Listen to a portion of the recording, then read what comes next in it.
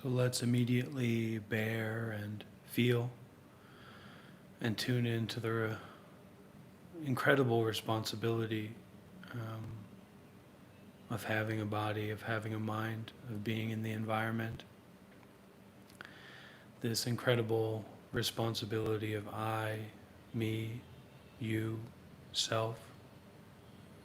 This person or being that can make decisions, can think certain thoughts, can like things and dislike things, and all of that being immediately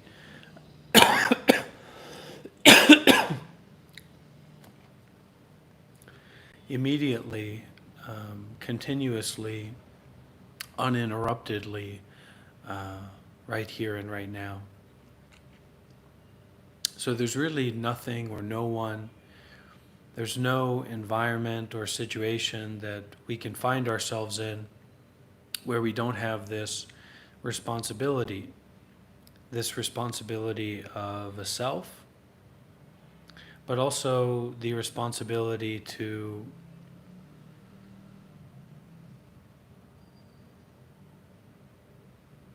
be able to see through that self. So to come into a way of presence that is simple and open and stable, where we don't make any contracts with greed, anger, or delusion. Kind of constantly remembering or returning to this natural state of awareness, this natural state of being, and understanding that as unfulfilling as this may seem to the ego, that this just natural ordinariness of being aware, of breathing, of having a body, of having a mind, of having possessions, of being in an environment, is kind of contained within the wholeness of this moment as it is. And this moment as it is kind of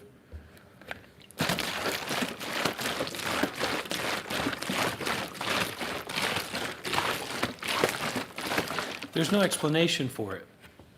There's no right or wrong in it. There's not really a code to unlock it. We can't unlock enlightenment because our enlightenment is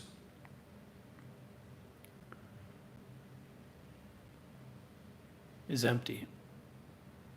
In the same way that anything we possess, anything we own, any judgment that we make about someone or something or some situation is empty. Because that judgment is impermanent, it's temporary, it's changing, and it's based on this separate self or this identity as being an authority. But this identity is only held together by cobwebs. It's only held together by our attachments and our complicated thinking about stories, basically. And so you do have a story that you need to deal with. The story that you need to deal with is your everyday, normal, ordinary life.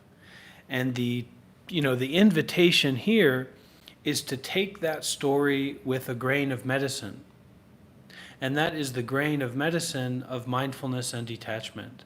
That is the grain of medicine of awareness without being constricted. You see? So you can be open-hearted. You can be open-minded. You can be flexible and curious in such a way that's more like water than stone. Ready to go, ready to flow, and most importantly, ready to let go, ready to step back.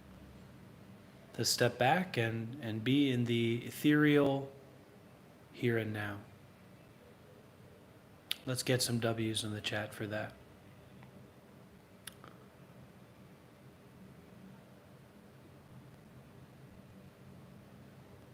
And so this silence that we so often hear, or this lack of something going on, is actually a refuge. We take refuge in nothing happening right now. We take refuge in nothing going on right now. We take refuge in just being, just breathing, and just being aware. As a way of, opening ourselves, opening our souls up to peaceful freedom that's not based on thoughts, that's not based on the past or the future, not based on our fears or our desires.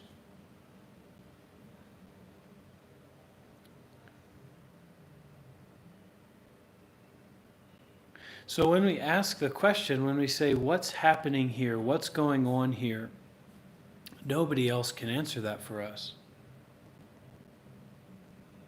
We really can't even answer it for ourselves, because what's happening here is bigger than our own thought or our own idea about what's happening here, isn't it?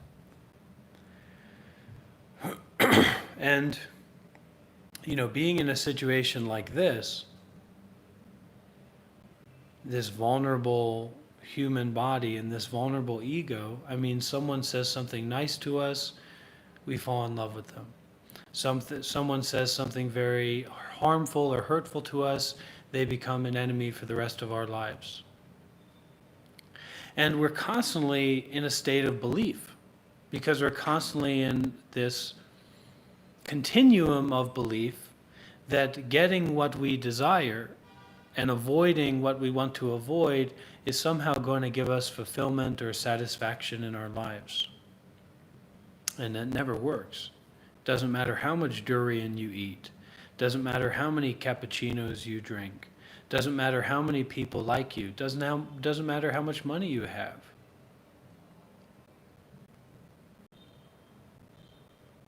Because everything is subject to changing all the time. Kind of like a roller coaster underwater in the ocean during a storm. Everything is amorphous, changing, flowing, varying, differing, etc., etc., etc. So whereas most things that you see and most things that you hear and most things that you experience give you permission or even encourage you to be attached or to be convinced or to be in a state of belief, of understanding about what you're experiencing, the invitation here is to not understand this. If you're not understanding this, you're following along. If you are understanding this, you're as far away as Pluto is from getting back into the solar system. So this is a call to action. This is a call to action for you to use your own eyes, your own ears, your own heart, your own breathing, your own awareness to actually look into reality. And we don't get to cheat here, okay? Because if you're ready to grip up, I'm ready to grip up too. You think you've got a strong idea? I've got a strong idea too. So we don't get to wiggle out of our direct experience here. We don't get to make a point of judgment or a point of our conceptual thought being right or true. Why not? Because whatever you come up with is impermanent. Whatever you come up with is temporary and changing. Now, you might not believe me when I say that, but that's what this me or this I believes.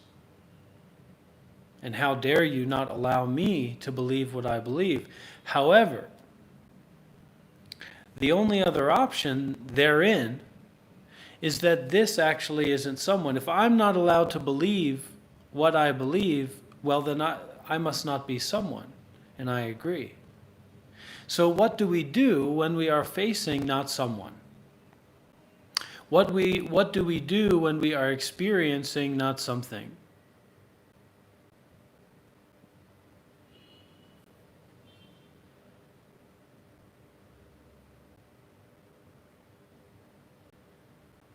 How do we let go of our complicated thoughts about reality and step into a harmony with reality itself as it is? Now, we might say, WTF are you saying? What are you talking about? It's up to you to know or to not know what's being talked about right now. You understanding this or you not understanding this is not my problem, because I'm not selling you something. I have a friend who recently they were trying to get a few bucks. And hey, who isn't trying to get a few bucks, right? And they got pulled into some kind of stock exchange scam. You know, they got pulled in by these scammers. And they actually reached out to me and they told me that this was going on. And I said at the beginning, I said, stop. You can't do this. This is not good for you. This is a scam. But the ways that our kind of real minds work is not in our control. We like the idea of being fully in control of our own minds. We like the idea of being fully in control of our own lives, of our own bodies. But this is not the way that reality is. And so if you go back to the time of the peasants and the kings and the queens and the royal hierarchy, etc., well, they had something right there. Because those peasants, those people who were working all the time, struggling all the time, they didn't have time to be delusional in the way that the kings and queens were delusional. I'm in charge. I'm God. I'm the one who determines what goes on in this region. And so, in a sense, that's why the kings fell, isn't it? That's why King Henry and Queen Elizabeth, etc., lost. That's why their divine right to rule was taken away of them, because we had enough insight to see that that was nonsense. But now we find ourselves in our own situation where we can't identify our own nonsense, that you are not the king of your life, that you are not the queen of your life, that the environment does not belong to you, that your own body and mind don't belong to you. Who do they belong to? They definitely don't belong to me. And what? Are they supposed to belong to Donald Trump? So this is to step back. This is to stop. If you can't stop thinking, you're in the wrong place at the wrong time, and you better run away. Because I'm the stop thinking man. If I'm even a man, I'm the stop thinking man.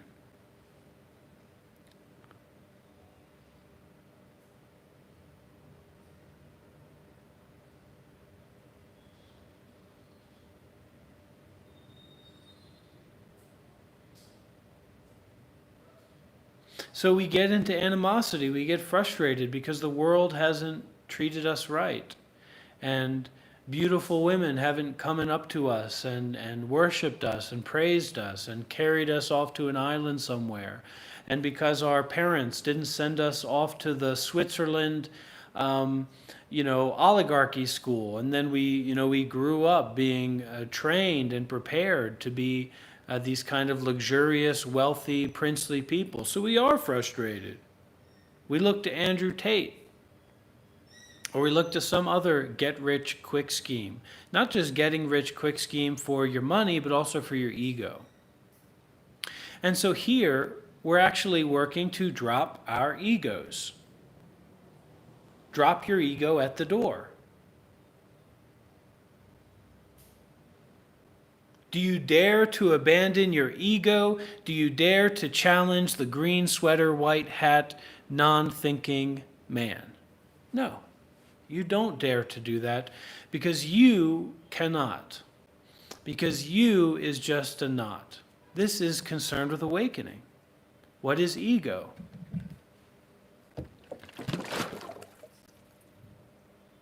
What's a potato? What's a tomato? Well, they say potatoes are vegetables and they say tomatoes are fruit. News to me. That's news to me because I just heard it in the same way that you just heard it. We are destabilizing our attachment to thinking.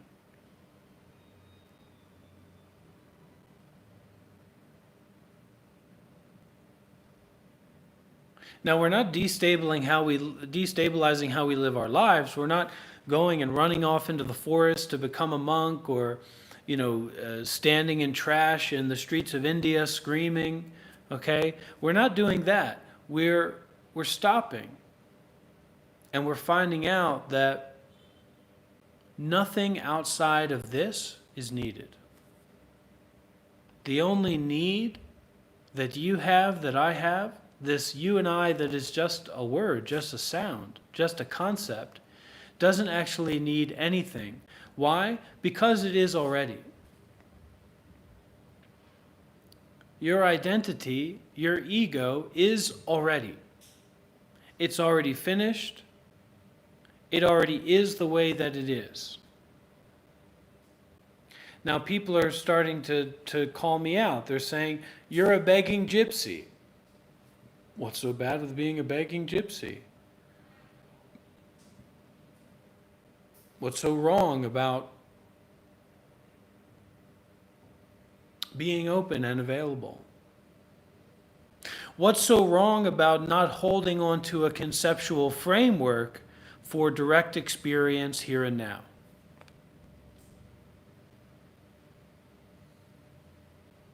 What's wrong with that? Why is that not allowed? Who doesn't allow that? Is there an ego king or an ego queen in your own mind who says, we are not allowed, peasant, to not have a conceptual framework about what's happening right now? Everybody's obsessed with money. You're obsessed with money because you don't have a relationship with generosity. And you being obsessed with money is your problem. We talk about Occupy Wall Street. We talk about the social justice movements, the socialist movements. That's great. You want to get the money out of the hands of the wealthy monsters that are destroying this world. That's great. But if you can't stop your desire for money long enough to come together, to be contemplative, to be open-hearted, to be open-minded, to simply be at peace with what you already have, then, get ready to get scammed, get ready to get confused. Wait for the next AI video to show up on your Facebook stream telling you that they've got a really interesting business proposition to share.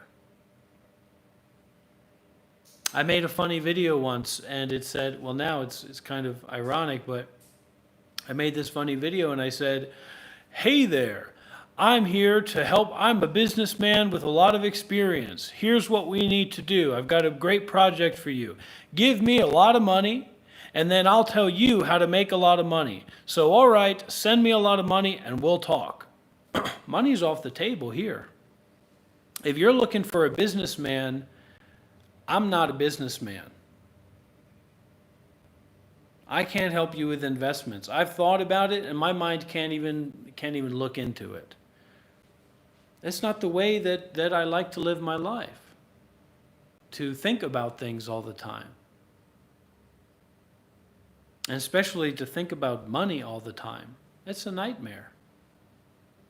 But when we only work for ourselves, when we constantly develop this thinking, this ego that's all about me and mine and I and the stories we tell about ourselves, well, you're probably going to need a lot of money to sustain that, to sustain the constant deep desire of your ego.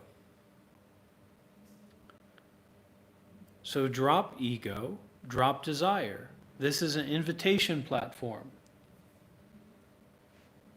This is a platform for invitation. No possibility of interruption. You can't interrupt not something. You can't interrupt not someone.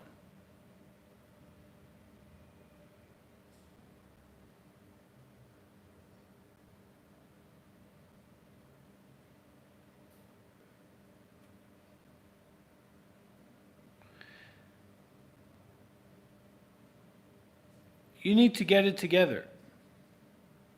Because if you keep coming towards me, I might have to come towards you.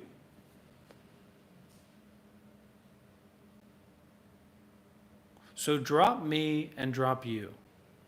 And drop coming and going. Stop thinking, if you may, if you will. You're invited to. You're invited to stop thinking. Okay, and then we say, oh my gosh, stop thinking, you're trying to trick me. Well, how can you be tricked if you're not thinking? How can awareness trick you? How can you be tricked by just being aware?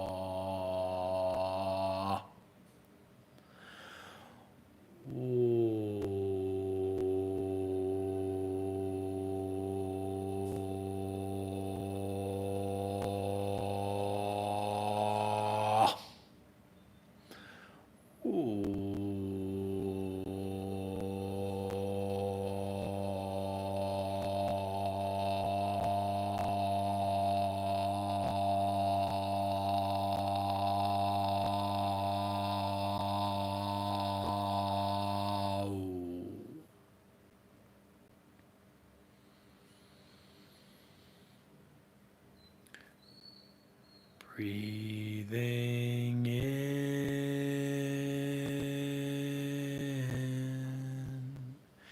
breathing out, breathing in, breathing out. I am blooming with breathing. I am fresh and singing. I am here and I am now, so mysterious, like a cloud. Come and sit, come and breathe. Stop your thinking. Don't just sing, just breathe. We are arriving in the here and now. Don't be so quick. Don't be so fast. Don't be so easy to be Mr. Macho Understander. Who gave you the right to understand me? Who gave you permission to conceptualize this direct experience? Check back on your notes. Check back on your mental records.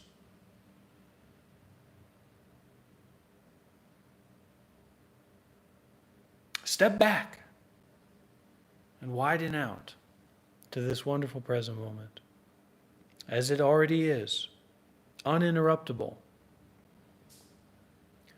completely and totally uninterruptible.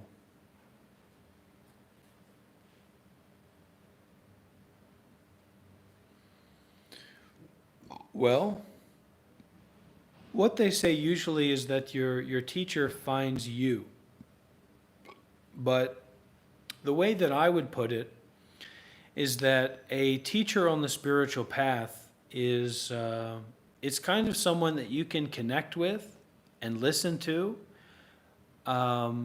regularly or consistently, moment by moment, and is concerned with mindfulness and detachment, or concerned with a non-complicated view of enlightenment or awakening.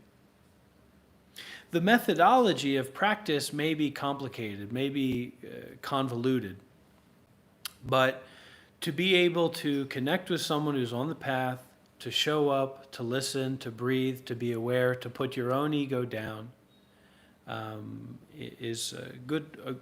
That's how I basically navigate it.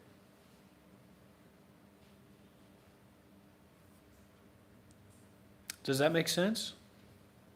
Oh, my friend. We had in India, this is great. We had in India at the Tabarwa Center there earlier this year, a Vietnamese yogi, a Vietnamese man who he's kind of been in and out of the group, the Tabarwa group, following Sayadaw for a while. And somehow I think he had become a monk again, and he actually got himself institutionalized at a mental health center down the road, like an Indian mental institution down the road from Tabarwa. And it was so great to see him at that time. And that's the thing, a big part of my teaching here, we've got these really lovely, wonderful times that maybe we're planning for or we look back to. And we also have these like really difficult experiences, these traumas that we look back to or we fear, something's coming in the future. And both of those keep us in this framework of duality. This framework of clinging to what's good and avoiding what's bad. And because of that, we can't really make use of, we can't properly value, we can't properly appreciate what is already here and now. That's not about anything. Is green about something? I mean, above me it says white space. I never even got any comments about that. It says white space above me. What the heck is that all about? There's a microphone here. What's this hat about? Okay? Why do I have a gap in between my teeth? Look at this.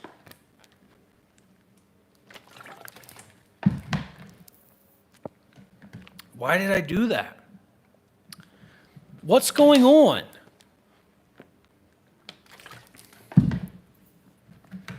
What is going on? Well, I like to say it this way. I have arrived, I am home in the here and in the now, I am solid, I am free, I am solid, I am free from the mountains to the rivers, from the oceans to the sky. I am breathing, I am breathing, I am breathing here and now.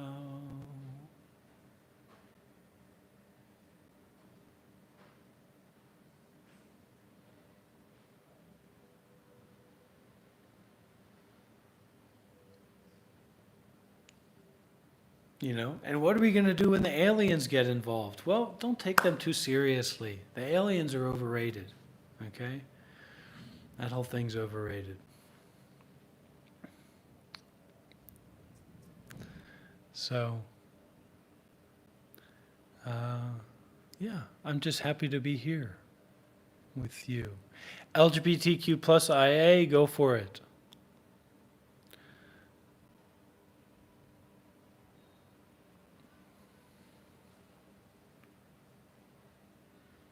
Now we step back from reactivity. We step back from conceptualizing our direct experience so that we can be open to all the flavors of reality as it is here and now. To refresh and to restart. And that anger, that frustration, that kind of nastiness. I know some people here know about this certain kind of nastiness that can come up. Hey, you better watch out. Because I'm singing and I'm breathing and I'm here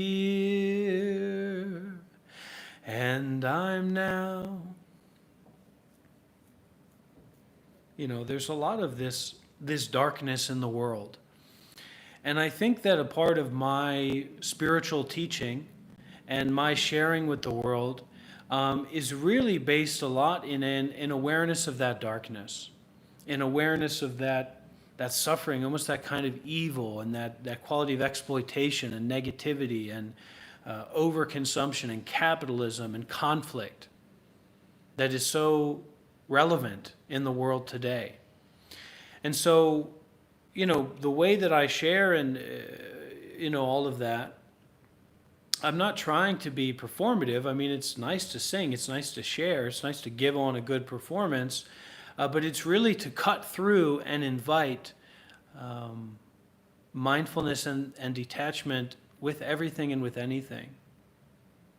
And to point out that, you know, the good and the bad, the right and the wrong, the normal, the ordinary, and the holy or the evil are all together here, and we can be mindful and be detached and be free in the face of anything and everything. And honestly, it's convenient if I have some capacity to entertain or to invite, because I think that it's important for people to be here and now. And it's a very fine line. Because if someone doesn't have a relationship with real experience on the path, real teachers, real meditation, real practice, a relationship with right view, the view of no self, the view of not someone, not something, not some place, not some time, not some experience, etc., then your detachment can become disassociative. But detachment here, or mindfulness with detachment, this is not based in an ego. This is not based in the view of a separate psychological self to be dealt with, to be managed, to be controlled, to be figured out, etc.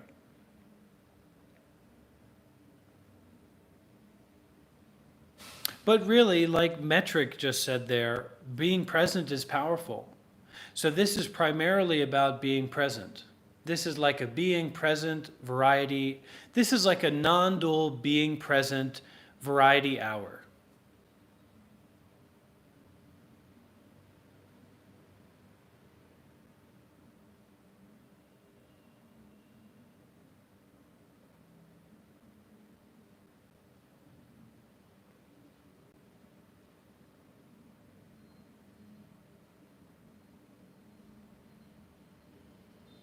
And the trolls, they never really get to me, because I was a troll back in the day, from very early years when I was first, when we first had online spaces and all that. So I know all about being a troll. But this is a non-duality derail. Negative Nancy, you can't go too far down those pathways of the negative Nancys or the rambunctious Rudies or the ecclesiastic Erics. Just take everything and everyone as a reminder, as a pointer to step back and to be aware. Don't get stuck on identity. The identity of yourself or the identity of anyone else.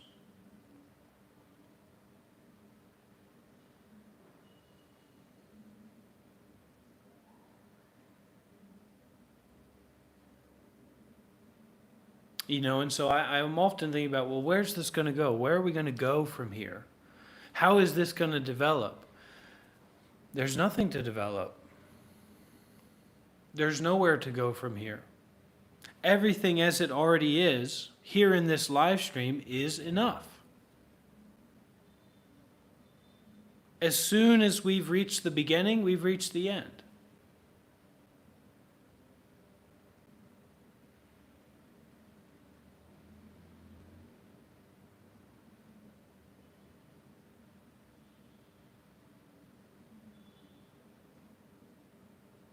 Just another thought. Just another idea. Dan, are you coming towards me? Or am I coming towards you?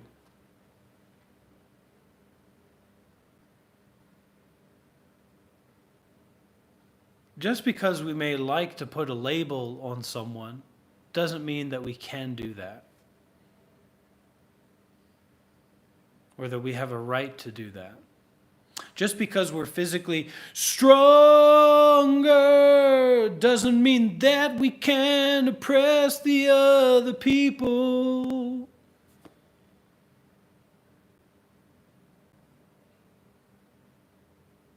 Do you understand that? Just because you can think something doesn't mean that your thinking is real or true or can be applied to other people. Don't apply your thinking to me at all. I mean, that's the invitation. Of course, if someone's going to think about me, I hope they think in a positive way. And if someone's going to think about me in a negative way, well, I hope that something good happens to them and they won't give so much energy to negative thinking. How about that?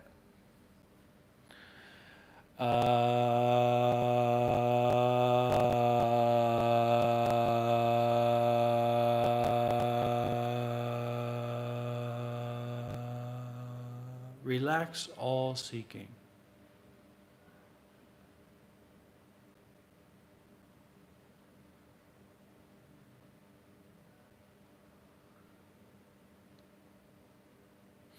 This is the other Buddhist YouTube channel or media of stepping back and relaxing all thinking.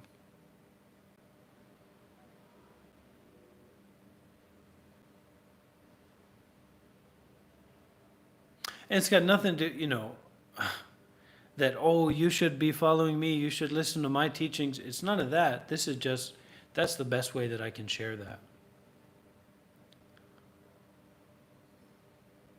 That seems most true or real to me, while also holding, all kinds of different recommendations. But my greatest recommendation,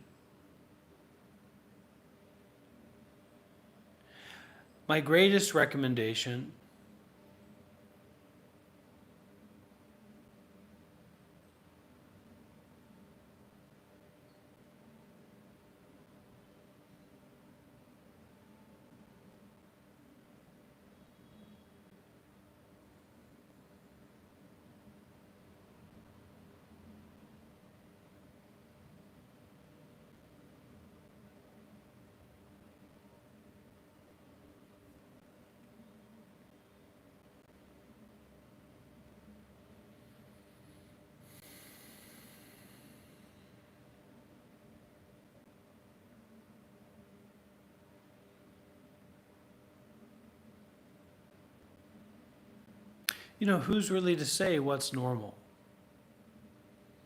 Who's to say what regular human integration looks like?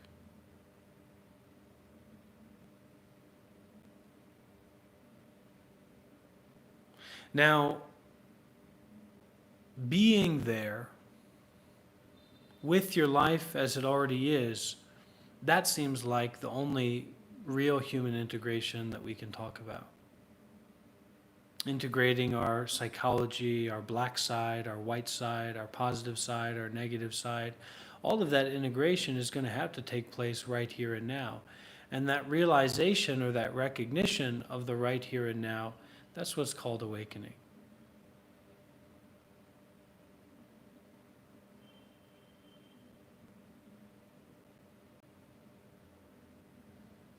that this is truly all we have. And we don't even have this. No we, no have, no this. Know this. If you have to know one thing, know this. There's nothing to know. Not about sitting in silence, not about not talking.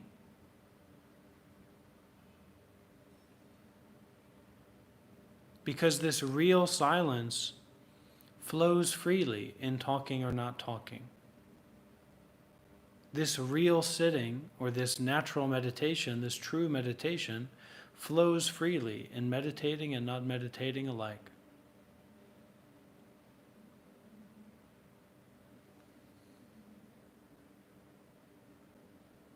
This is a live session, and please go and meditate Bayan for 5 minutes in silence.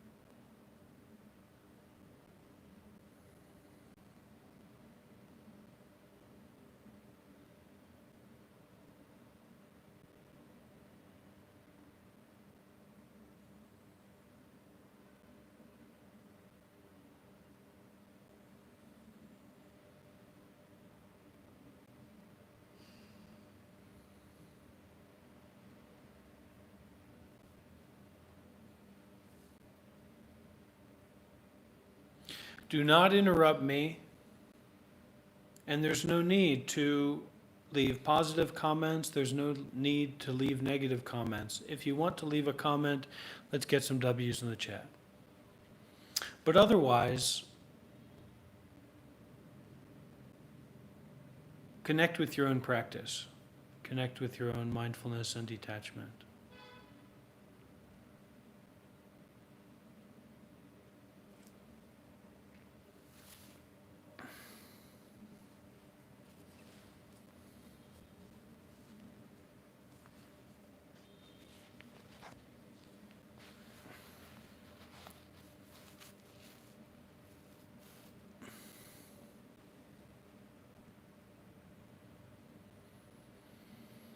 Joseph?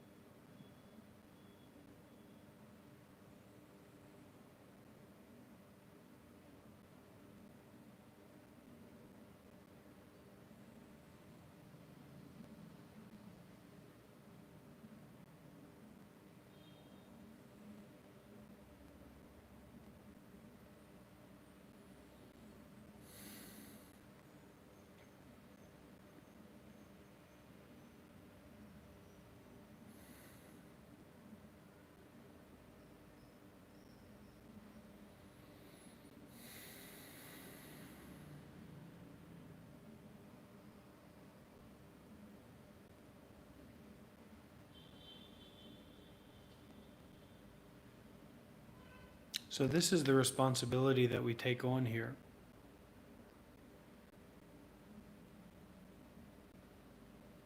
We take on the responsibility of stepping back from ourselves doing something or being someone, even if we're live on YouTube with a captive audience.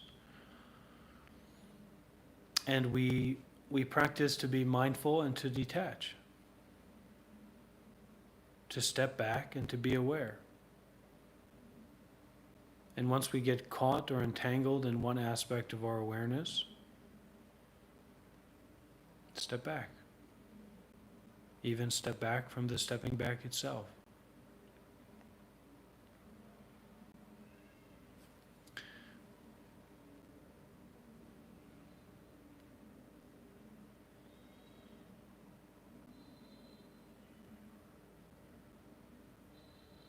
And this is specifically what we're here to do.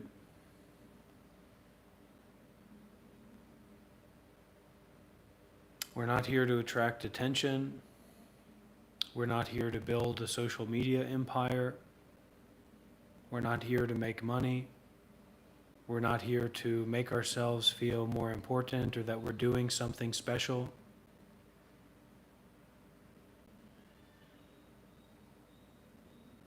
But to step back from all of our engagements and involvements with life and the way that we think about life.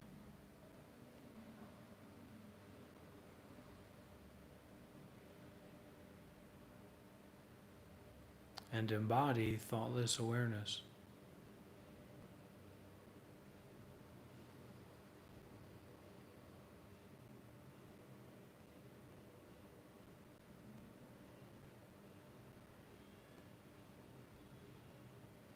So the practice here is, can we do that in the midst of our involvements? Can we do that in the midst of everything that is already here?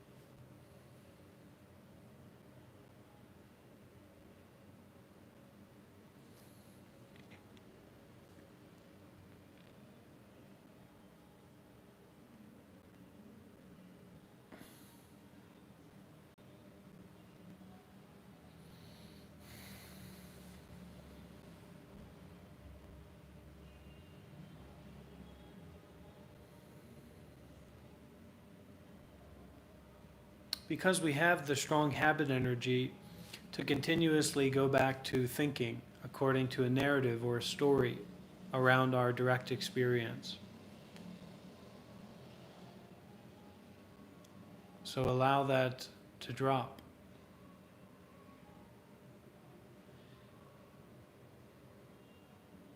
Allow being someone, you being someone right now who's watching something or sharing something,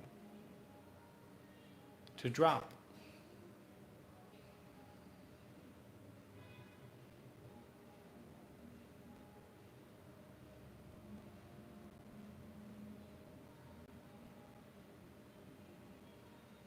But it's not really something that's there anyway.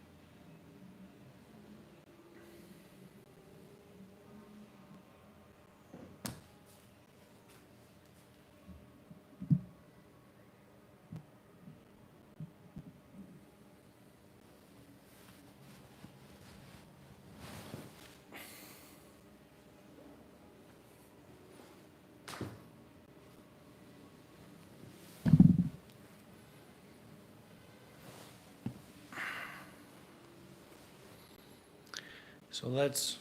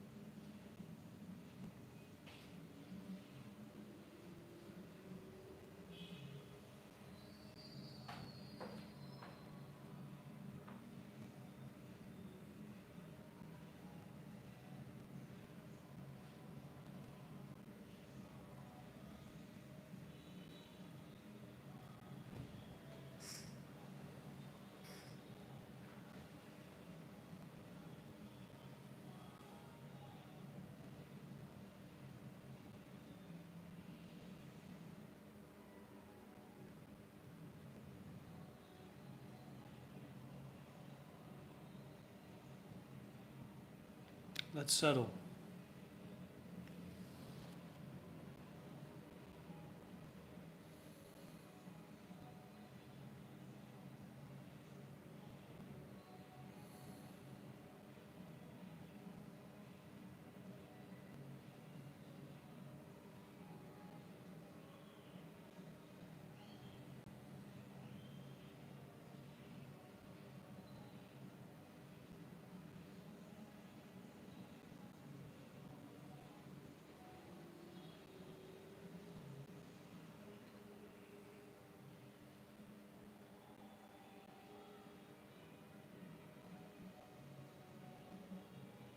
Allow the ideas that you have about what you're experiencing to fall away.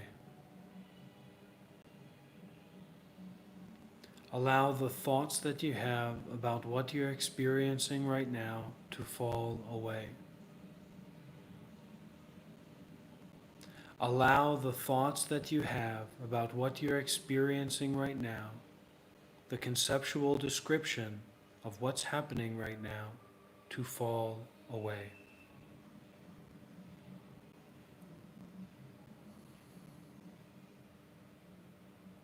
We've been naughty for too long. We've been the bad one for too long. We've been trying to get attention from other people because we didn't have enough attention growing up. We've been acting out. The teacher looked the other way and we yelled our voice. But you're not forced to be here. You can be here if you want. I can be here if I want. You can go if you want to go.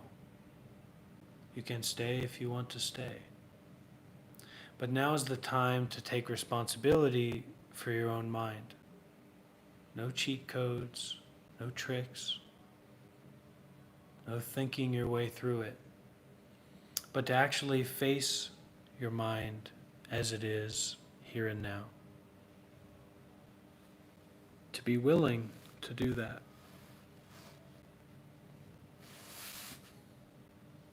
To be willing to face your own mind, regardless of appearances.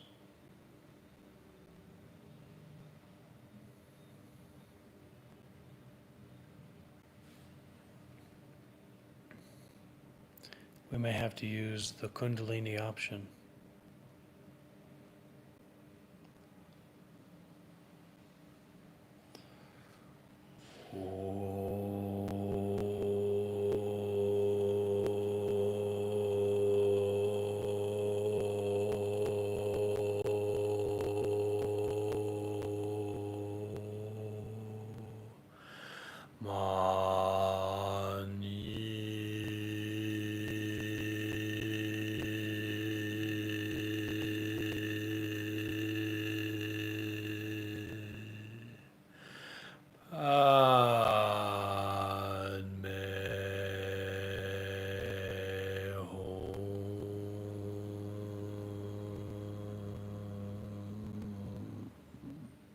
Even if it's unbearable.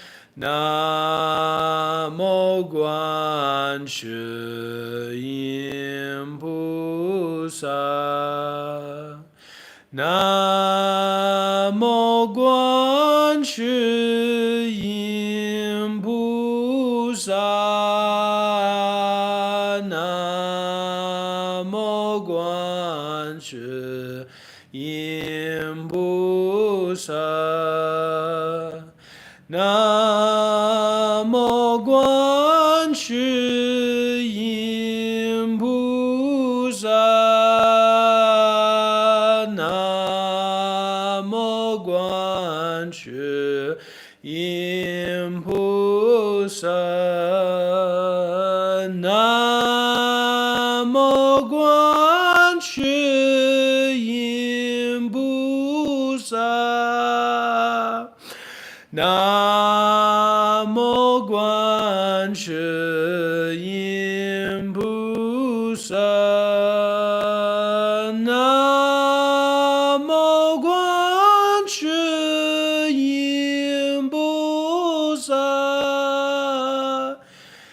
Namo Guan Shi Yin Pu Sa.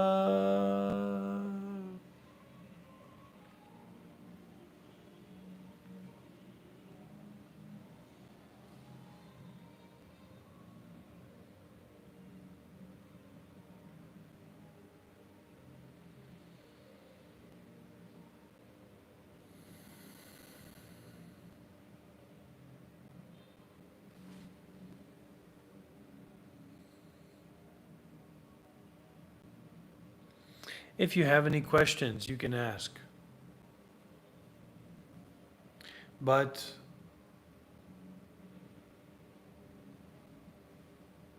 asking a question is entering into a kind of contract. So whatever question you reserve the right to ask, I will reserve the right to answer that question in whatever way I see fit.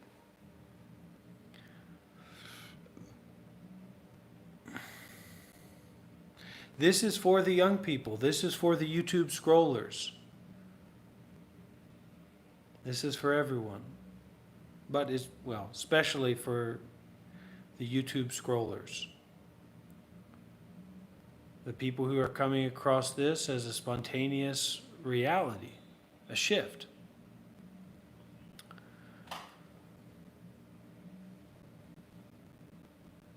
Because these naughty ones, this culture that we have of disingenuity, this culture of negativity, this culture of toxic playfulness,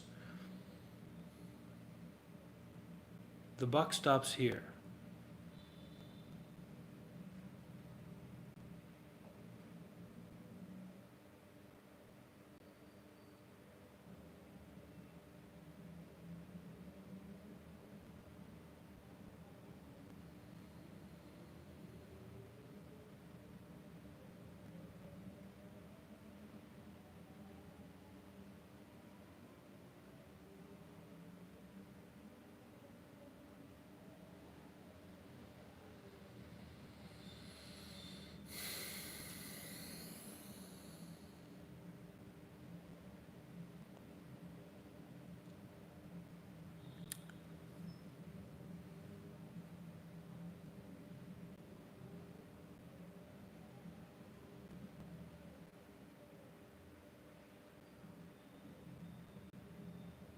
Have we gone too far?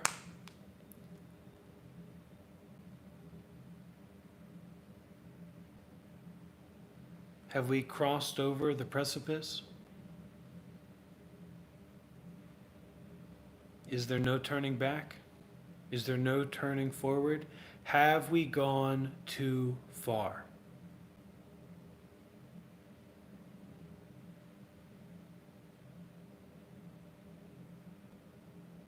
Have we gone too far, I say?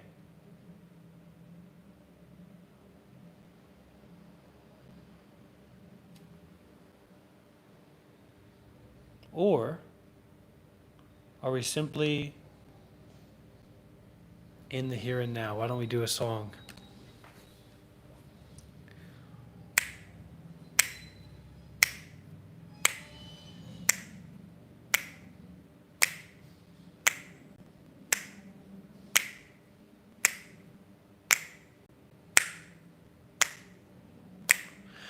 No more worries, no need to hurry, nothing to carry.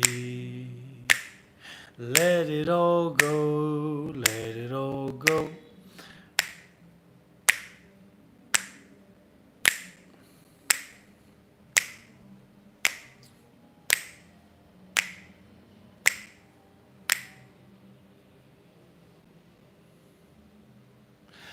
We're all moving on a journey to nowhere,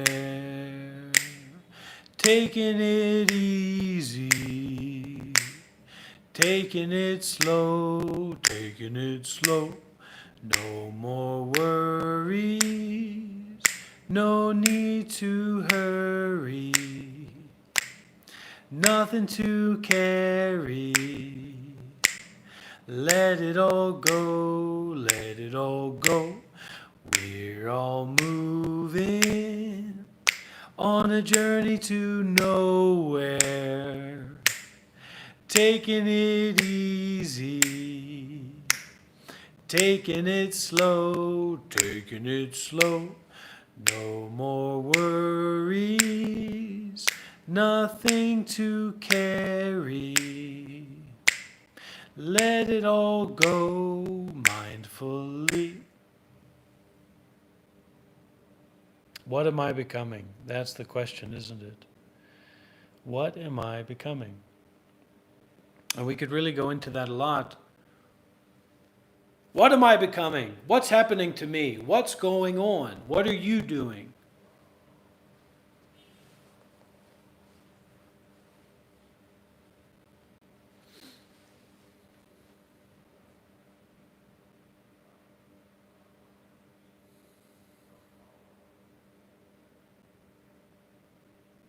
This is a true revolution of the mind.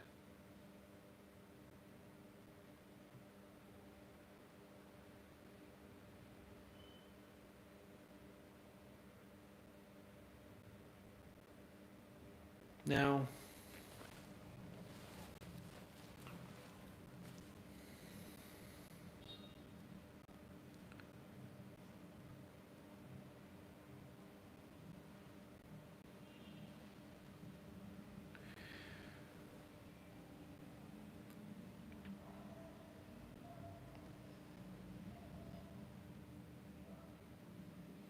okay.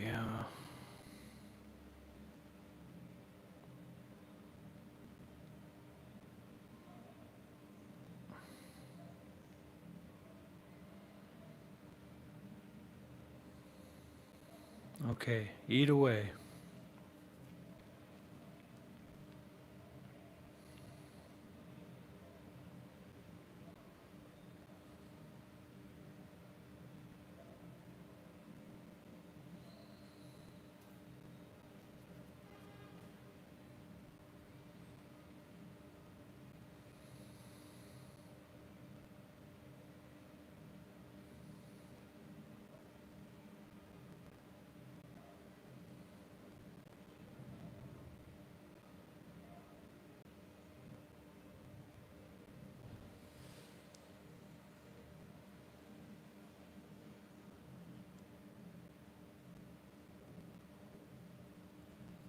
So what we're kind of doing here, what's kind of going on here? What's kind of going on here is that we're gathering spontaneously. So this is a spontaneous gathering. This is not a pre-planned gathering. We're gathering spontaneously of our own free will. I'm here freely and you're here freely. I can come and go freely and you can come and go freely. And this gathering is concerned with freedom. What does it mean to be free? What does it mean to be unbinded from the chains of our anxiety, our depression, our negative states of mind, and also our nonstop complicated thinking? What does it mean to be free from all of that? What does it truly mean to be free from India? What does it truly mean to be free from wearing a hat or not wearing a hat? Some Anna saying empty. Is it really empty, Anna? Are you sure about that?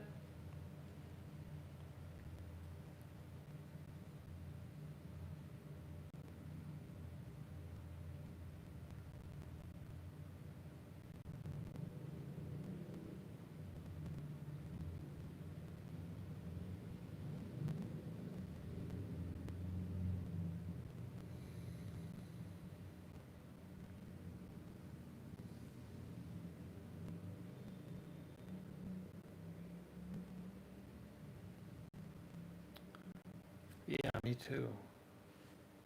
And it's a never-ending path because it's a path without a beginning. So there's no point where we can say that that's a beginning to our contemplation. We didn't start here and then arrive over there. There is no here, there is no over there.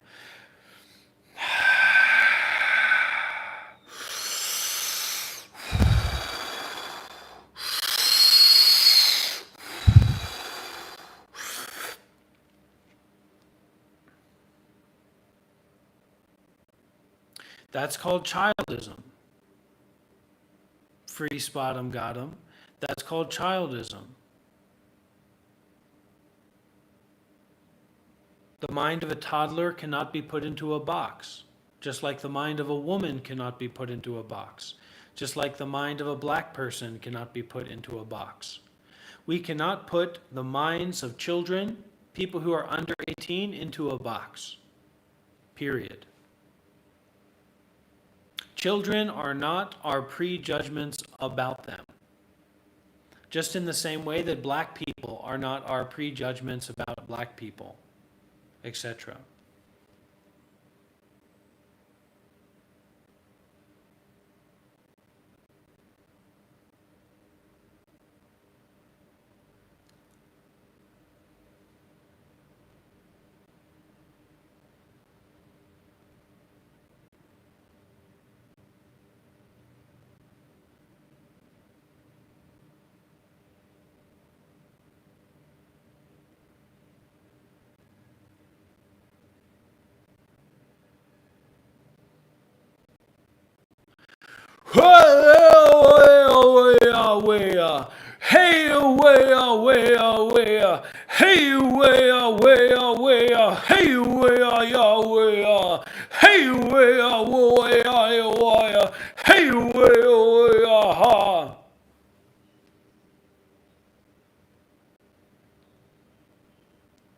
Do I think Western psychiatry has a place in mental health therapy? For a lot of people, I think that it does. But if we are stuck, if we are bounded up in the idea of ourselves, we're always going to be trapped in that idea, whether it's a positive one or a negative one. You have to start looking at how you actually live your life. You have to start looking at your moment-by-moment actions. Like, what are you actually doing in your life? What kind of verbal actions, what kind of physical actions, and what kind of mental actions are you doing day by day, right? And that is something that not a lot of people are doing because they think that they are someone that is going through something. But actually, the something that you are going through is just this. And according to the actions that you take, that will adjust, that will bring forward the kind of experiences you have moving forward. Now. So this now is very important. this capacity to contact, to connect with, to stabilize oneself in now, gives you the direction, the compass for which to lead the rest of your life. That's what meditation is all about. Not just your mother and father, but the society and, all kinds of different phenomena, the environment. All right, going to America. That's great. I'm glad that you're going to America.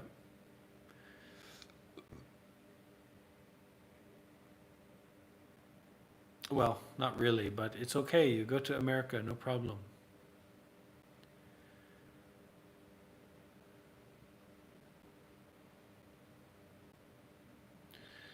Aria Bataneni, are we going to have a problem? Am I going to have to get tough here? The same with you, Free Spot'em Gotham. Am I going to have to get tough here?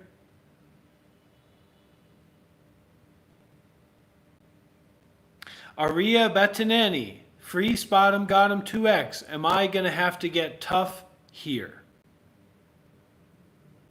And you get nothing for a membership. You get nothing for supporting me.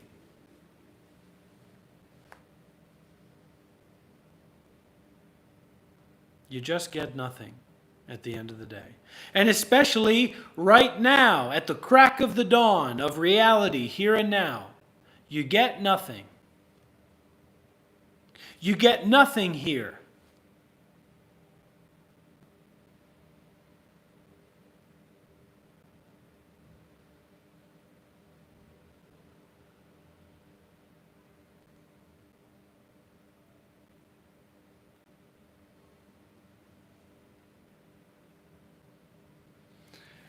I'm going to have to do something radical. I'm going to have to be an interventionist here. You messed with the wrong shaman, Aria Betaneni. Getting into half lotus.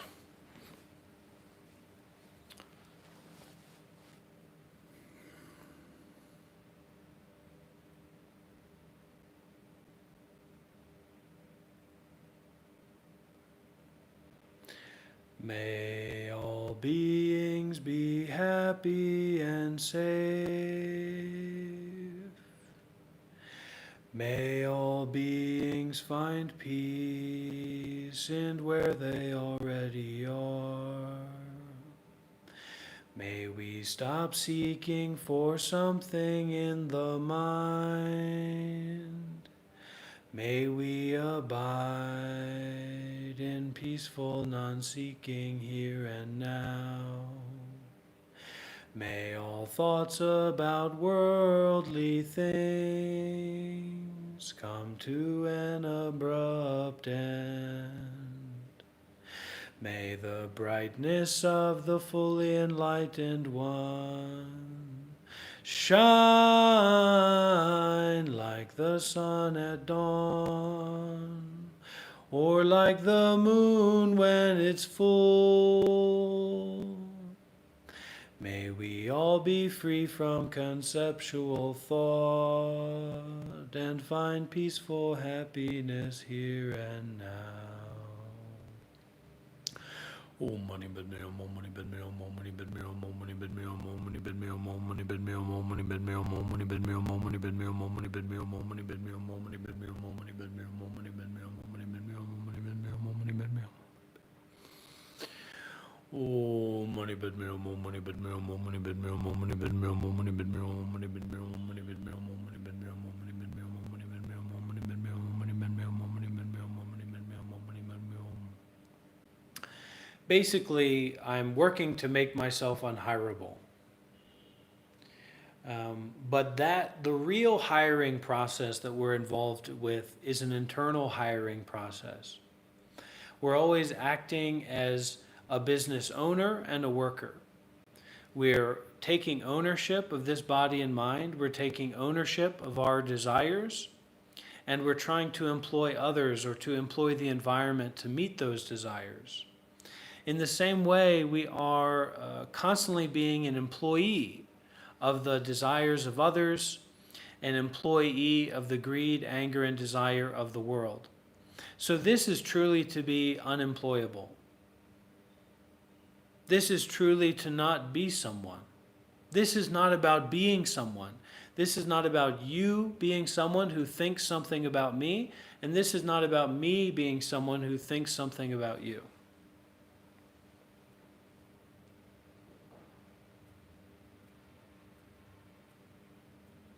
What's so wrong with not thinking? What is so wrong with not thinking?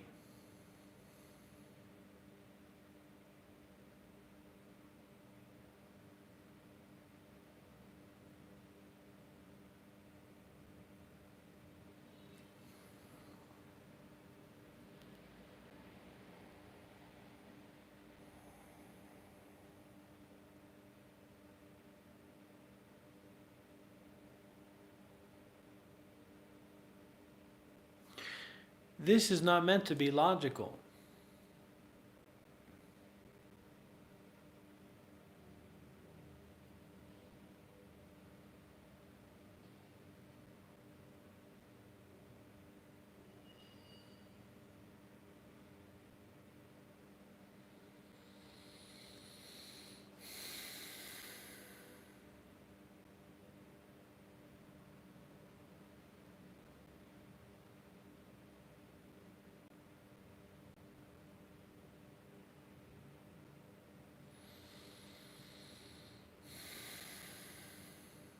I'm going to count down from 10. And when I finish counting down from 10, all of the naughty comments are going to stop. And if they don't stop, something that has never happened before is going to happen. And everyone who's here, you're welcome to count down with me. 10, 9, 8, 7, 6, 5, 4, 3. I'm going to start again because people are still going wild with those comments. The only comments that I want to see are W's in the chat. I don't want to see any more naughty comments. I don't want to see any more people trying to rile me up.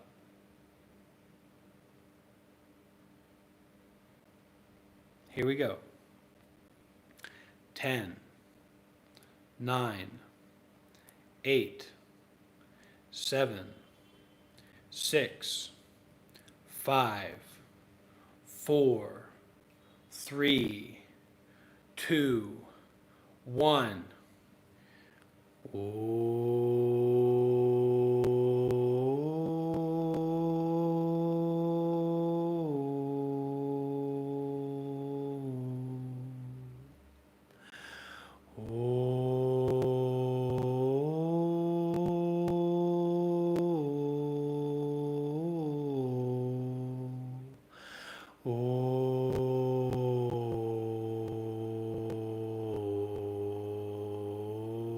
Something big's about to happen. Come on, everybody.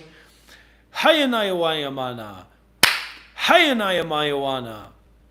Come on, everybody. Something big is about to happen. Here we go.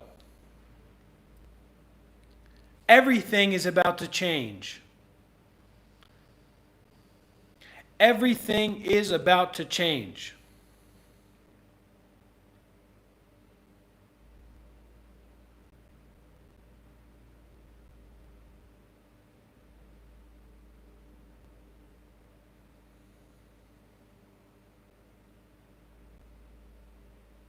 Mangalaba, Pyoshwin Baze, Kankau Baze, Twiara Wanda Bare.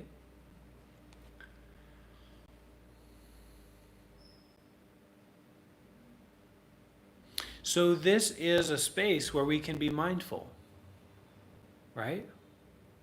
This is a space where we can be in the here and in the now. We can walk, we can breathe, we can sit. This is not a place for debating. This is not a place for arguing. This is a no logic zone. Honestly, one day, you can see up here, it says white space, right? One day, maybe I'll have a podcast studio and it's going to say no logic allowed. There's no logic allowed here. I got your logic right here, pal. You want a little bit of logic? How about a little bit of philosophy? Here's your logic, here's your philosophy. You better watch out. You want some logic? You want some philosophy? Okay? Be very, very careful. Very careful.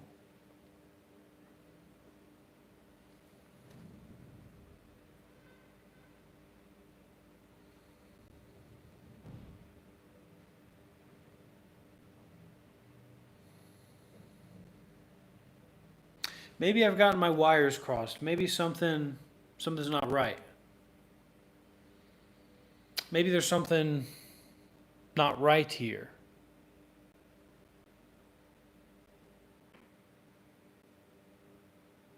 Maybe my wires have become crossed. Let me think about this. Please give me time to think about this.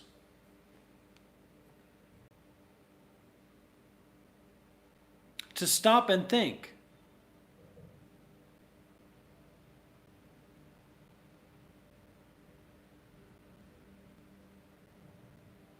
I was a Buddhist monk for 7 years. And now is the time to stop and think.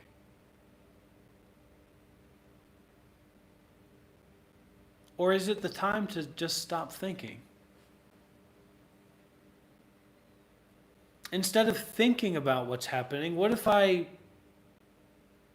don't think about what's happening? But I'm very awake and aware. I'm not going into a foggy state or a dissociated state, but I'm actively not thinking about what's happening. And then what if I do something like this? Now there's no comments.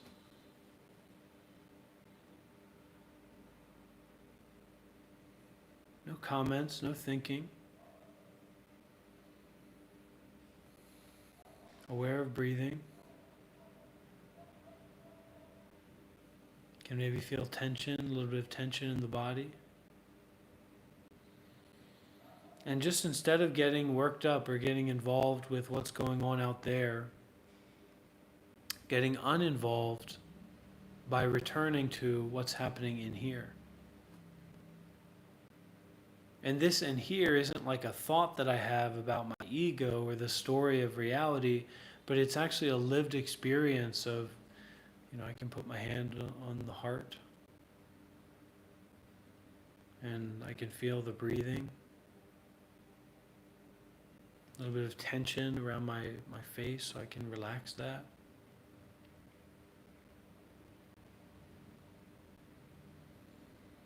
And there's no comments that are coming through. I'm not being told how to think. I'm not being told what to do. I'm not being judged on what I'm doing. I'm just aware. And then in that situation or in that space of just being aware, what is I? Who am I anyway? And I immediately, I don't look to the outside world to determine, I don't think about what other people think, or I don't think about what I think about other people, to ask the question of, what actually is myself, or who am I actually? And I'm not just thinking through that, but I'm actually using my mind's ability to look deeply. To look deeply at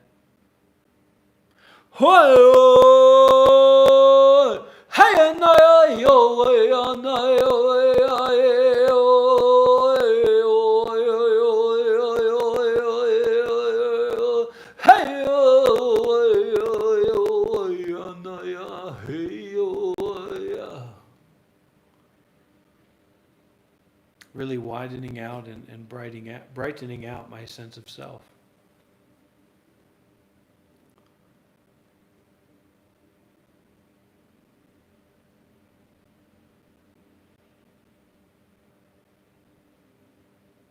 Doesn't mean that I have to act this way, but it also doesn't mean that I don't have to act this way. And that's where I feel the most freedom. Not in having to doing something, but also not having to not do something.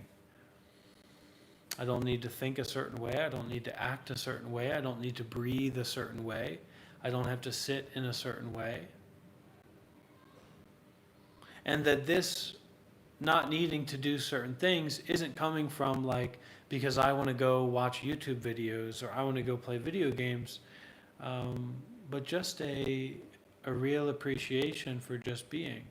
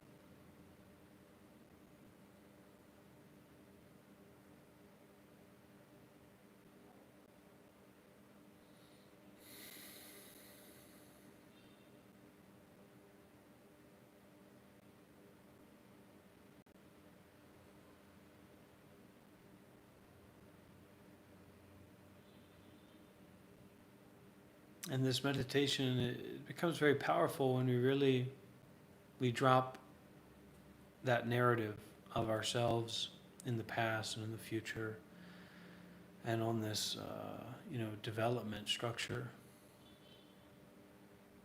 That's kind of like the awakening meditation.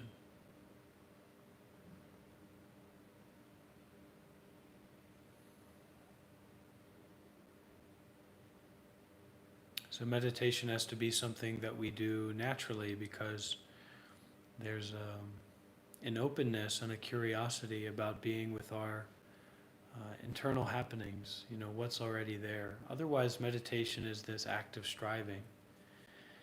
And to do that, we really have to have a capacity, a quality of endurance. Because if we can't endure, or we can't wait, or if we can't be patient until it's our turn, then it will never be our turn.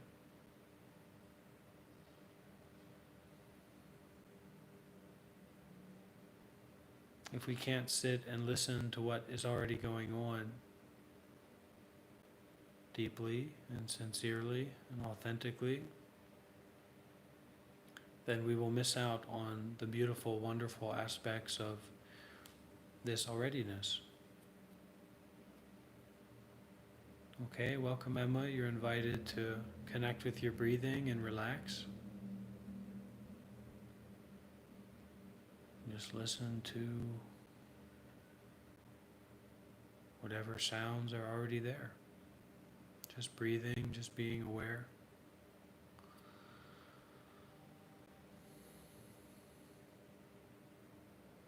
Let your ego come to a rest. Arrest your ego. Stop.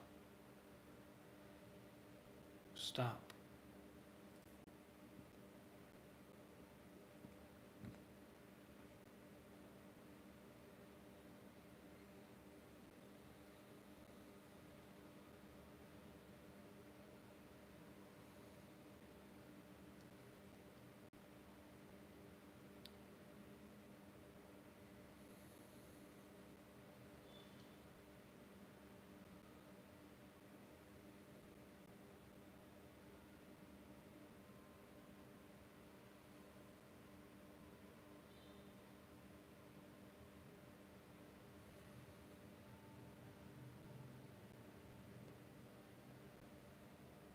It's kind of the mind almost sometimes can be like a ping pong table where the attention of your mind is going back and forth between all of these different ideas, or you're drawn in a certain direction. You're looking for something, you're hungering for something. Don't worry, Emma, about anyone understanding what's going on in your head. That doesn't matter. Just practice to stop understanding, stop trying to understand, and just breathing and just being.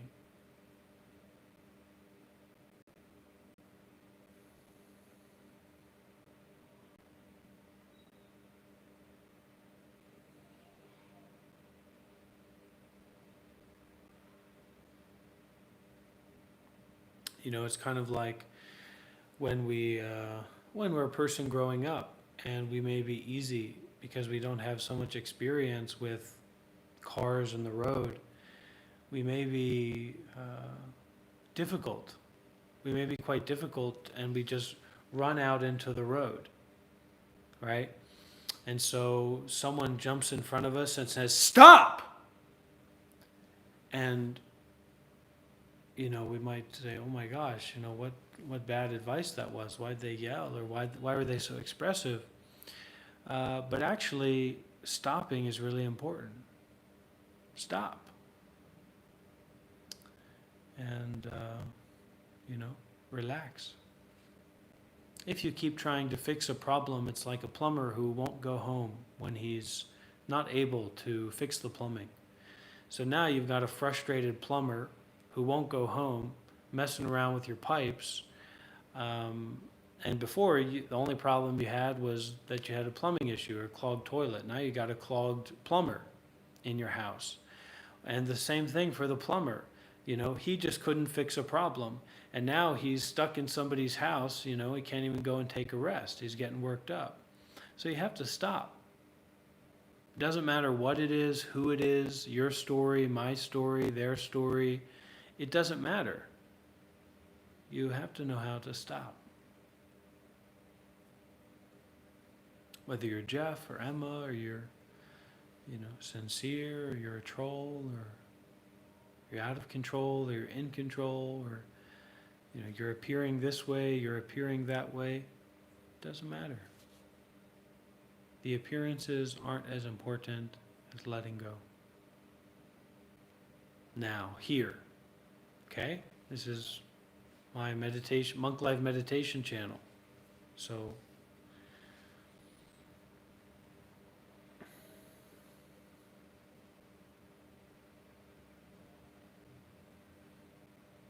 really shutting up.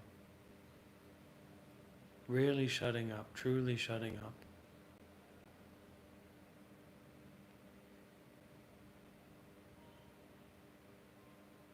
Just stopping. Just breathing, just listening to what's going on inside of yourself. Listen to the quietness.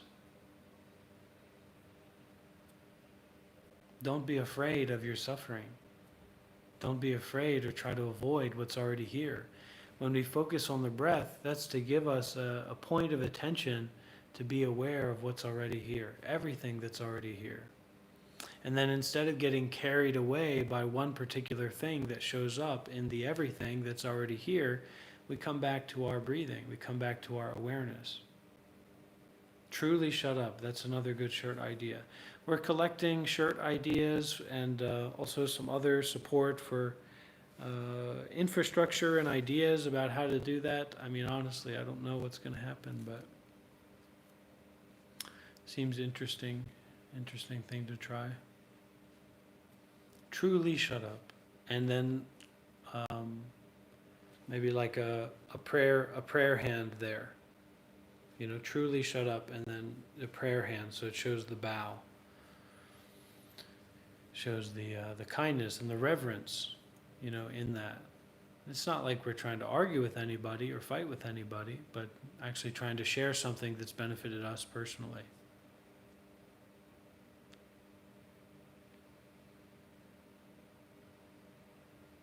And then it's that truly is kind of it's cutting through that responsiveness or the reactiveness, right? It's like you come to somebody's house to eat a meal, and you start complaining about, the food that's there. The lesson is truly shut up. Doesn't make sense. Well, a lot of people feel that way, Emma. So, you're here in good company.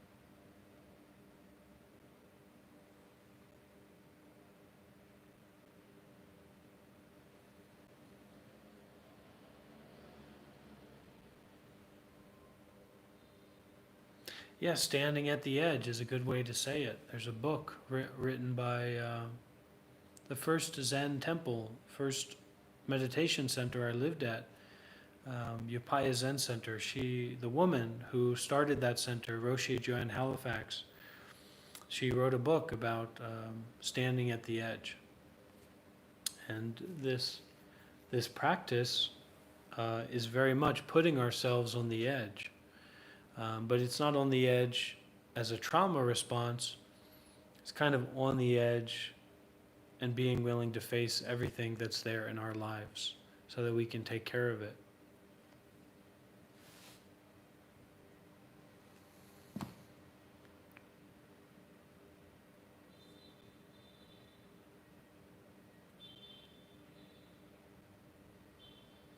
So in meditation, we learn to sit or stand or walk at the edge of the cliff skillfully with mindfulness and detachment.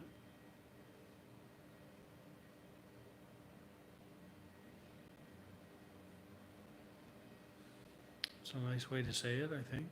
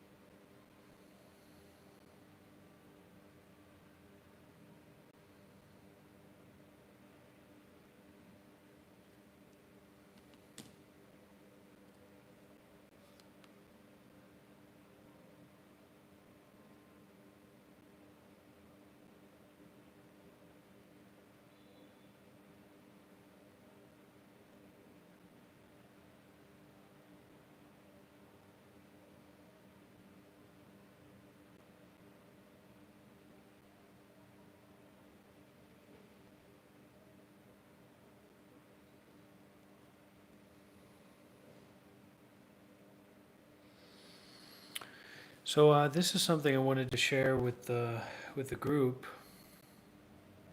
And this is a discourse from kind of one of the most well-known Zen masters from China in the modern era. So this is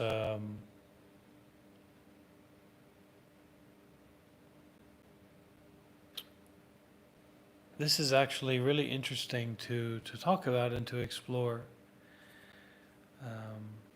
And we'll just go straight into it. Dear friends, you have been coming frequently to ask for my instruction, and I really feel ashamed of my incompetence. Every day, from morning to evening, you have all been hard at work, splitting firewood, tilling the fields, moving earth, and carrying bricks. In spite of this, you still remember your religious duties. This earnestness of yours does indeed warm the heart of other people. I, Su Yun, feel really ashamed of my incompetence in religion and lack of virtue. I am not qualified to give instruction and can only pick up a few sentences left behind by the ancient ones in reply to your questions. There are many kinds of methods concerned with the kind of the preliminaries or the entry points to training, but I will deal briefly with them. And the first preliminary is the firm belief in the law of causality, the law of cause and effect. Whoever one may be, especially if striving to perform one's religious duty, one should believe firmly in the law of causality. If one lacks this belief and does whatever one likes, not only will one fail in the performance of religious duty, but also there will be no escape from this law of causality, even in the three unhappy ways. So going to the hell of fire, the hell of blood, and the hell of swords. An ancient master said, if one wishes to know the causes formed in a previous life, one can find them in how one fares in the present life. If one wishes to know the effects in the next life, one can find them in one's deeds in the present life.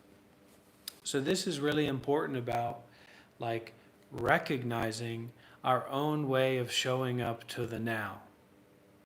So the reason that the now is this way, and if you don't have any awareness of your body or your mind or what's going on, and you're just in a constant state of compulsion, well, you can't really look at now.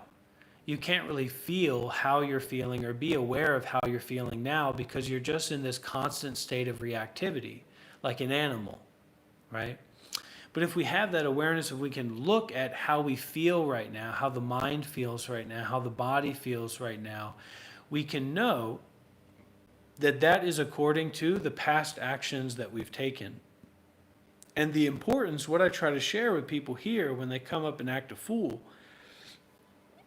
is that how you act now, if you act with a lack of sincerity, if you act with a lack of wholeheartedness, if you act with a lack of deep consideration and depth, your future lives are also going to correspond to that. And you're never going to be able to escape from this lack of faith about cause and effect. That if you act this way, there will be a certain kind of effect. If you do bad, if you are negative, if you are disrespectful, if you are aggressive, there will be a certain effect. That's how your life will be moving forward in the future. And if you don't develop this faith or this understanding about cause and effect, that eventually your life will just spiral into nonsense. So I've worked with a lot of young people online. I've worked with a lot of young men who are trying to do self-improvement or who are just hanging out and playing around together. And what I always advocate for and teach them and try to remind them of is that yes, right now you have your innocence. Okay? Right now you have your innocence. So everything that you do is kind of held or in the container of your innocence. So you're being aggressive, you're being toxic, but you're not really being serious. You're always trying to get a rise out of people or to kind of make people feel upset. Well, if you don't recognize that and work with that now, how do you think that's going to evolve when you find yourself to be 30 years old and you have the same toxic, antisocial, trolling behaviors that you had when you were a teenager? You're not going to be innocent anymore. You're not going to be getting support from family and friends in the environment much anymore. You're going to be struggling and striving and go through all kinds of difficulties. And what you've built up and sustained has been this antisocial, aggressive, toxic, just playing, not being serious way of dealing with the world. And it's going to become a toxic sore on your heart and on your ego. So we have to stop long enough to look at our body, our mind, how we feel right now, how we experience right now, and understand that this is happening according to cause and effect. That how we act now matters. And the kind of intention that we hold and carry and put out into the world right now matters. You don't just let go and enjoy the ride. You let go and you wake up to the law of causality.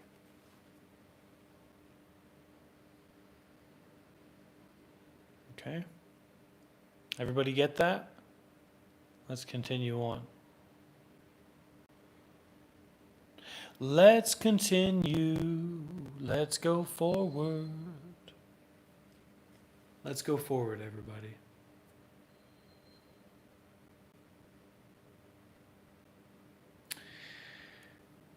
The karma of our deeds, which is the effect of our actions, will never be wiped out, even after hundreds and thousands of eons. But as soon as conditions become ripe, we will have to bear the effects ourselves. So you will have to bear the effect of your actions now. Nobody else will have to bear it.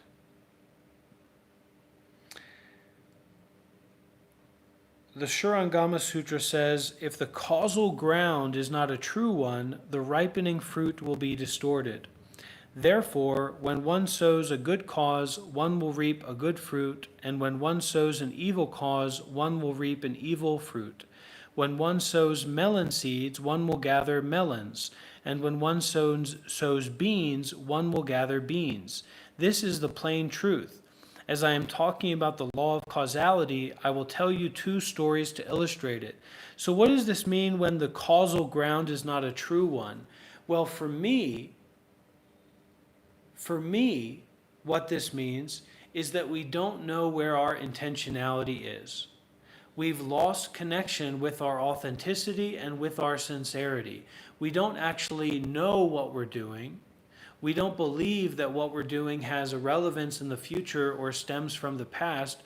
We're just locked into this kind of cognitive dissonance, or this disassociated way of acting and reacting to stimuli that we come across. So when we stop, we can see. And when we see, we can begin to take skillful actions rather than unskillful actions. And we can actually check in and link into our sincerity and our authenticity. I mean, if your answer is, I'm not going to ever be sincere, woo! Well, good luck. But life requires, life invites, life instigates authenticity. And if you don't already have a relationship with authenticity, when life comes along and gives you a punch in the gut, it's going to be much more difficult than it needs to be.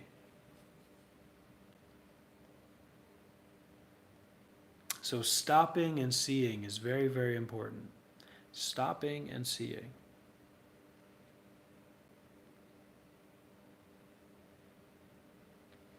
So this first story here about the law of causality. The first story is about the massacre of the Shakya clansmen by the Crystal King Virudaka. Before the advent of Shakyamuni Buddha, there was near Kapila town a village inhabited by fishermen, and in it was a big pond. It happened that because of a great drought, the pond ran dry and all the fish were caught and eaten by the villagers.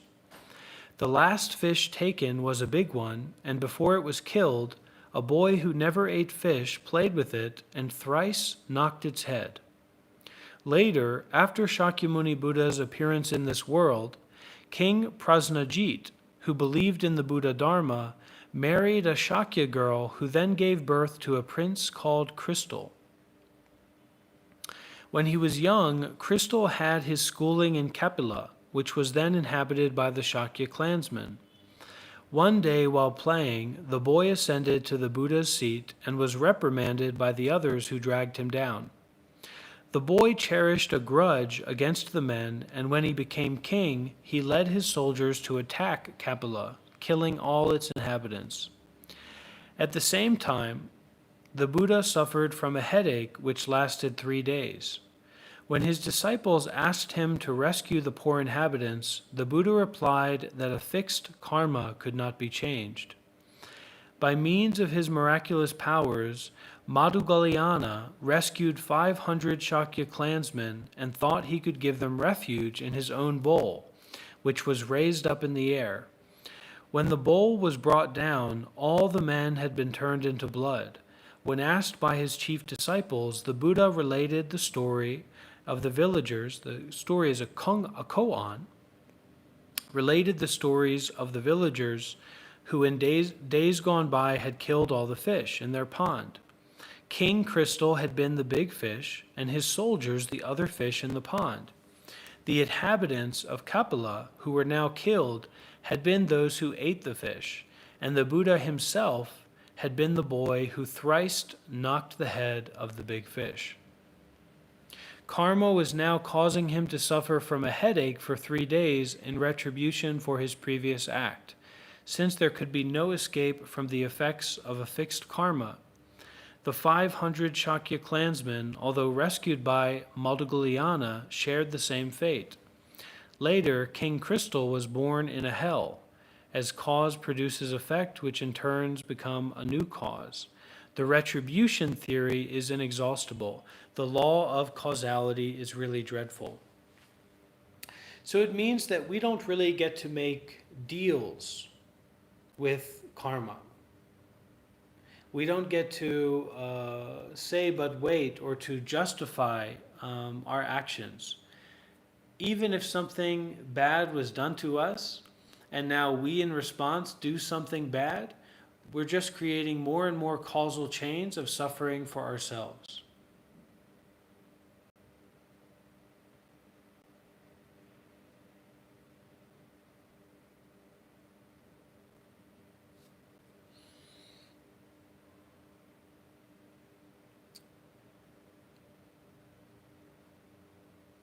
So we have to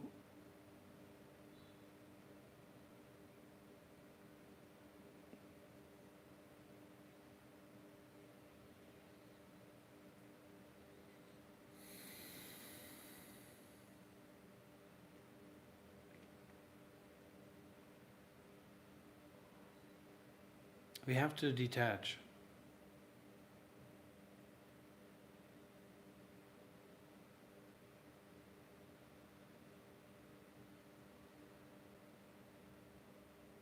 If we can detach a little, then we have a little bit of goodness.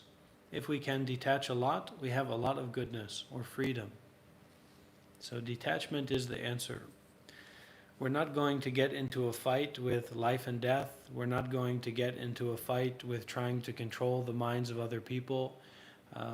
We have to practice and offer detachment. Because life is going to, if we get armor on our face, life's going to hit us on our rear end. If we've got armor on our rear end, life's going to hit us in the face. So we have to learn to detach, to be mindful and not attached.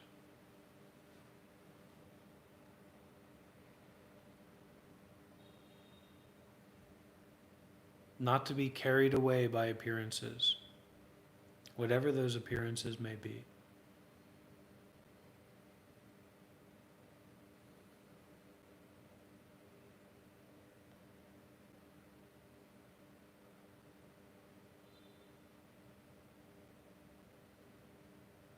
We may have the idea or the energy to go out there and help everyone and save everyone and fix everyone.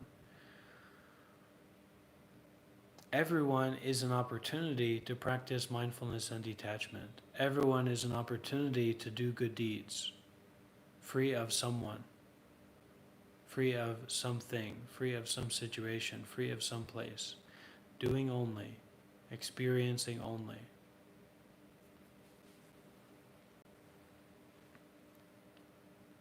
The law of causality is really very, very dreadful. The second story is that of Chan Master Pai Chang, who liberated a wild fox. One day, after a Zen meeting, although all his disciples had retired, the old Master Pai Chang noticed an elderly man who remained behind. Pai Chang asked the man what he was doing, and he replied, "I am not a human being, but the spirit of a wild fox. In my previous life, I was the head monk of this place. One day, another monk asked me, does or does a woman practicing self-cultivation still become involved in the theory of retribution? So basically, if someone is practicing cultivation, they're on the meditation path, are they still subject to cause and effect? Are they still under the regulations of karmic retribution? And this monk said, no, they are free from the theory of retribution. For this reply alone, I got involved in retribution and have now been the spirit of a wild fox for 500 years, and am still unable to get away from it. Will the Master be compassionate enough to enlighten me on all this? Pai Chang said to the old man, ask me the same question, and I will explain it to you. The man then said to the Master, I wish to ask the Master this. Does one who practices self-cultivation still get involved in the theory of retribution? Pai Chang replied, he is not blind to cause and effect. Thereupon the old man was greatly awakened. He prostrated himself before the Master to thank him and said, I am indebted to you for your appropriate reply to the question, and am now liberated from the fox's body. I live in a small grotto on the mountain behind, and I hope you will grant me the usual rites, funeral rites for a dead monk. The following day, Pai Chang went to a mountain behind his monastery, where in a small grotto he probed the ground with his staff and discovered a dead fox for whom the usual funeral rites for a dead monk were held. Dear friends, after listening to these two stories, you will realize that the law of causality is indeed a dreadful thing. Even after his attainment of Buddhahood, the Buddha still suffered a headache in retribution for his former act. Retribution is infallible, and fixed karma is inescapable, so we should always be heedful of all this and should be very careful about creating new causes.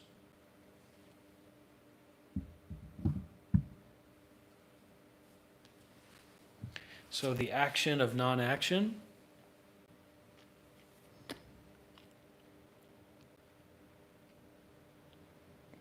The action of non-action.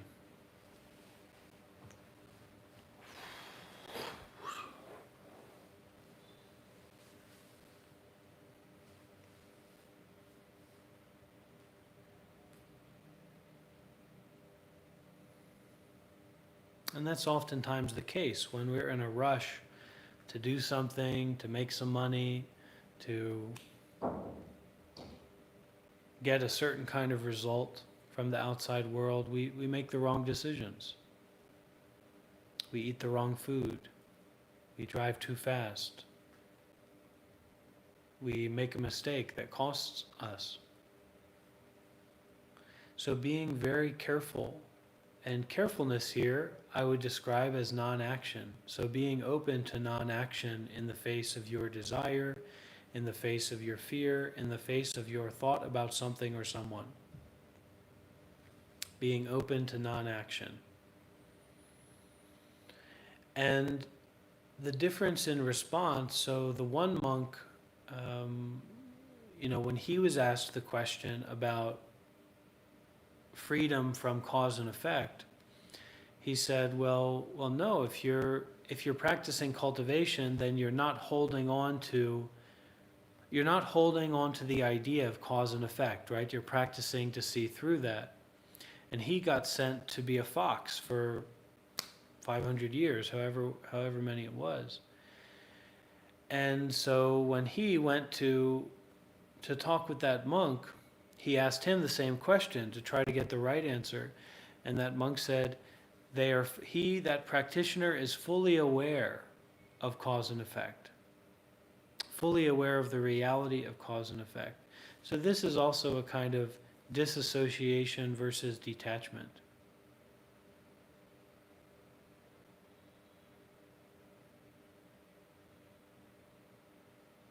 Non-action and non-rejection and non-clinging.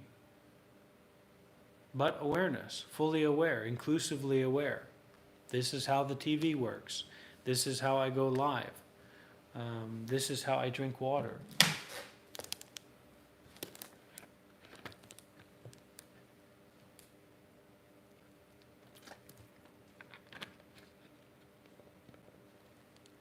Etc.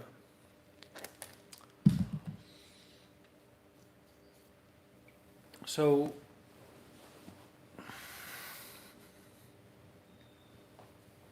the more we get involved, the more likely we are to make unnecessary mistakes that cause more suffering for ourselves on the path of cultivation.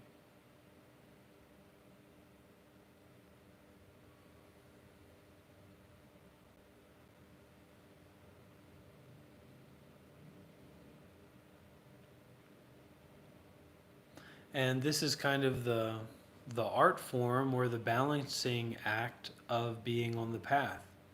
Because if you don't engage, if you don't practice seriously, if you don't invest in the path, then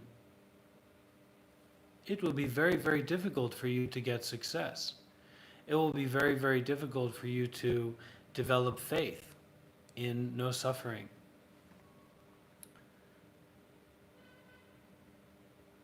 But in doing that, you're going to incur and experience a lot more mistakes.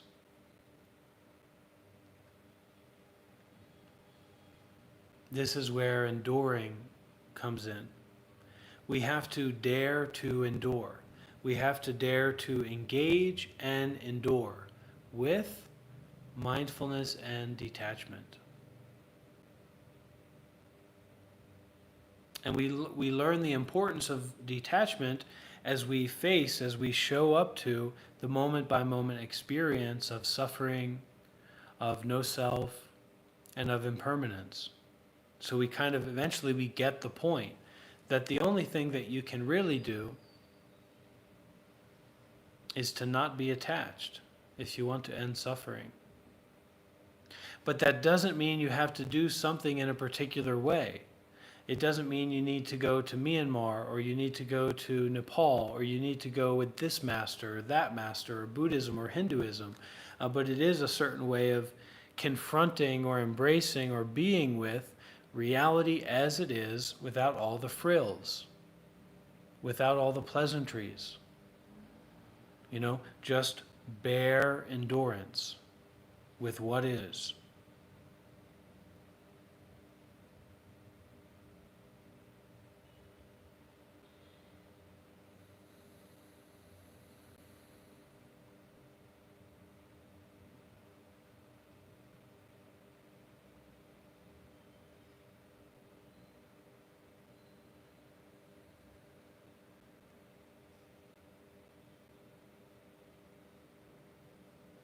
And so naturally, when we can spend time with what is and enduring and not seeking, the rest of our lives can align with that. The rest of our mind can align with that.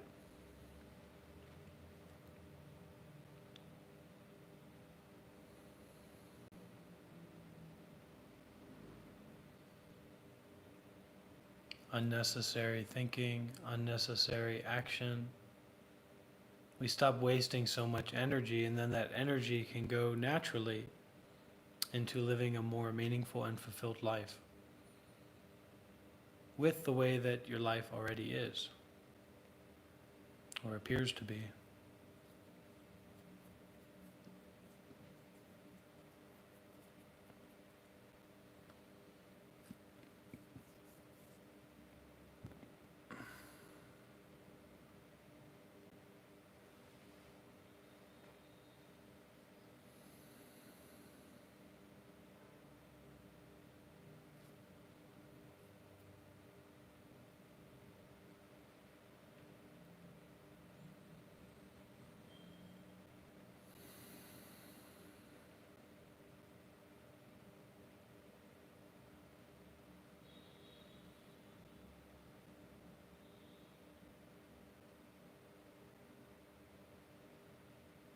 Just to sit and be aware and to breathe.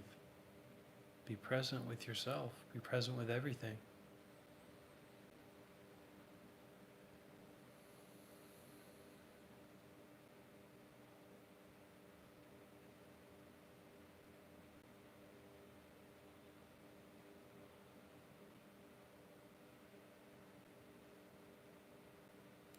Like finding out that the entire universe is within you and it's not based in thoughts, and beginning to breathe and be with and look at that and experience that. The uncomprehendibleness of the mind.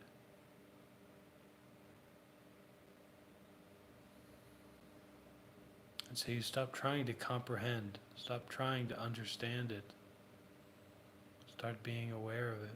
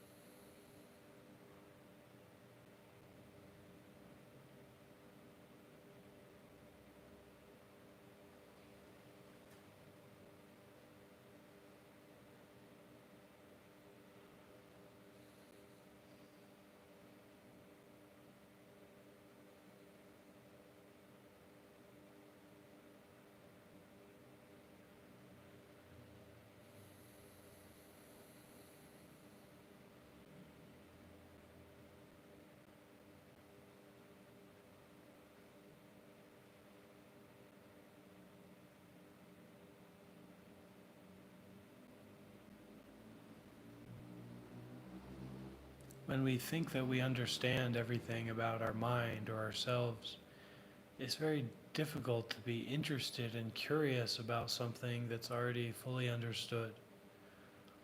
Right? So it's like your phone. You know your phone. You know all about that. Or your toilet. You know your toilet. You're not very curious about your toilet. So it's only when we stop this ego position of complete authority and understanding of our own mind that we can actually start to slowly open the door, open the pinhole of our curiousness and our interest in our natural mind.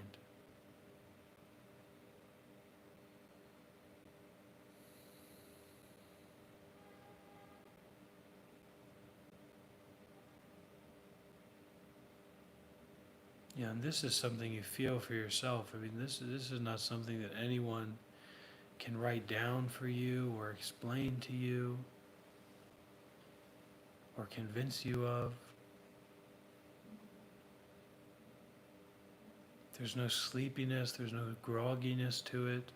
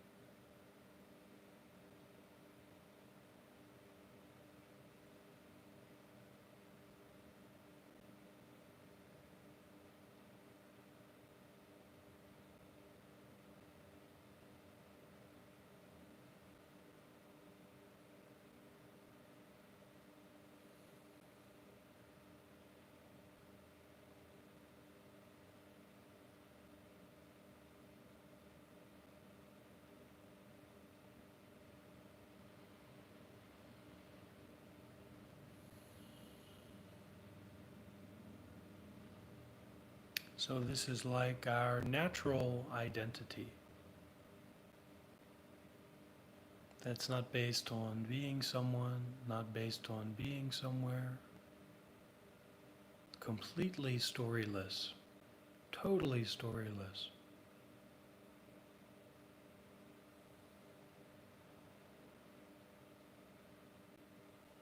Natural mind, natural identity.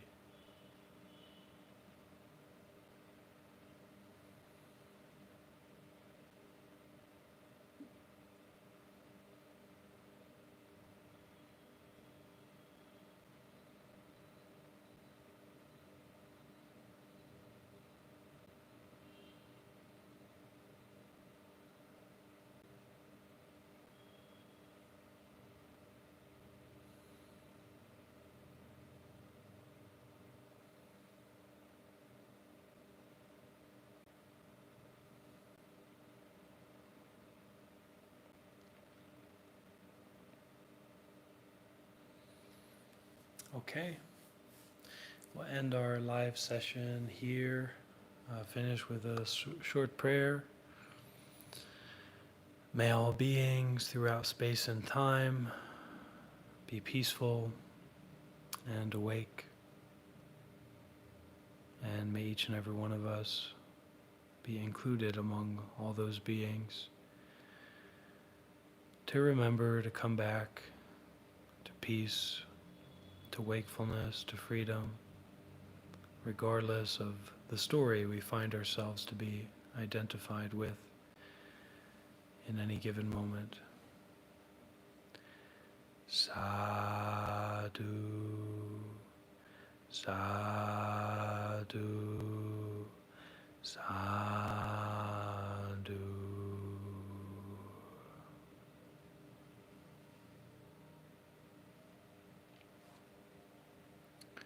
Okay, thank you, friends. See you again soon.